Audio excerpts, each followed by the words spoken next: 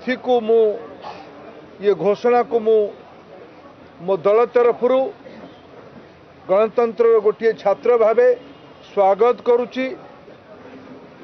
कोटी कोटी लोक समाजर गरीब लोक माने वंचित वर्गर लोक माने एससी एसटी ओबीसी समाजर लोक माने महिला माने दूर दूरांतर लोक माने ये उत्सव रे ये पर्व रे निजको शामिल करिवे। सब राजनीतिक दल मानकु ए अवसर में शुभेच्छा दौची।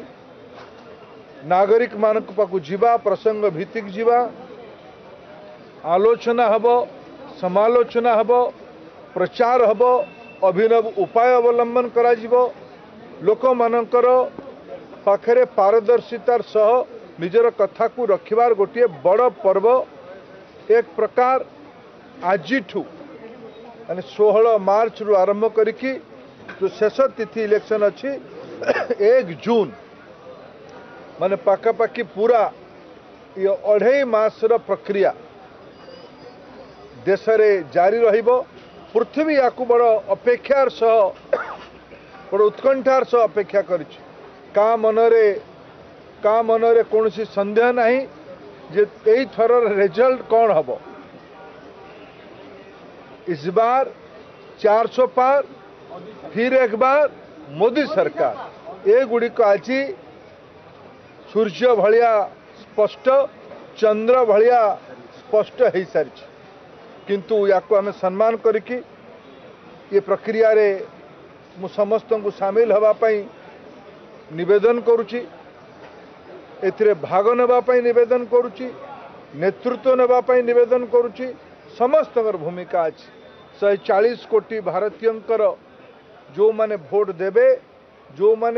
देवे आगामी दिन में समस्ते। कारण मु जो कहे निजको गणतंत्र विद्यार्थी बोली मोर हेतु हवा दिनु भोट दबार पाखापाखि 10 वर्ष पूर्व मु निर्वाचन को अपेक्षार सह नहीं देखी पाखुर देखी निर्वाचन उन्मादना निर्वाचन स्पंदन ये आम समस्त अभूला।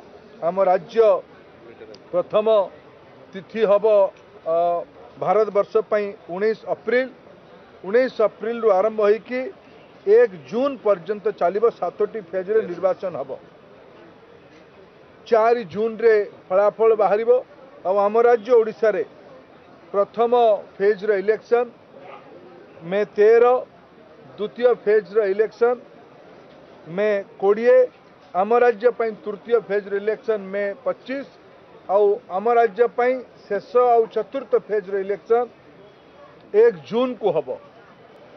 मु आज अवसर रे मु आपण समस्त सहयोग कामना करुची। गणतंत्र सफलता पाई सहयोग कामना करुची। गरीब लोक मानकर हित को मुखर रूपे आपण माने ए समय ही उठेबे ए अपेक्षा भी रखुची। समाज वंचित निष्पेषित पछुआ वर्गर लोक मानकर एससी एसटी वर्गर लोक मानकर युवक मानकर महिला मानकर कृषक मानकर अपेक्षा को यही समयटा ही प्रकृष्ट समय लोकों पाखे जीवा। सब राजनीतिक दल को एथिरे मु निवेदन करुच्ची एथिरे बढ़ी चढ़ी उन्मादनार सह मर्यादा को रखिकी जो प्रकार विधि आचरण को निर्वाचन आयोग आज आम सामने रखिचंती ताकू समस्ते निज सीमा भितर रहीकि याकू प्रचार रे आमे जीवा। ये वितर्क को जीवा ये आलोचना को जीवा। ये अवसर आपणकर भी सहयोग आवश्यकता अच्छी। धन्यवाद।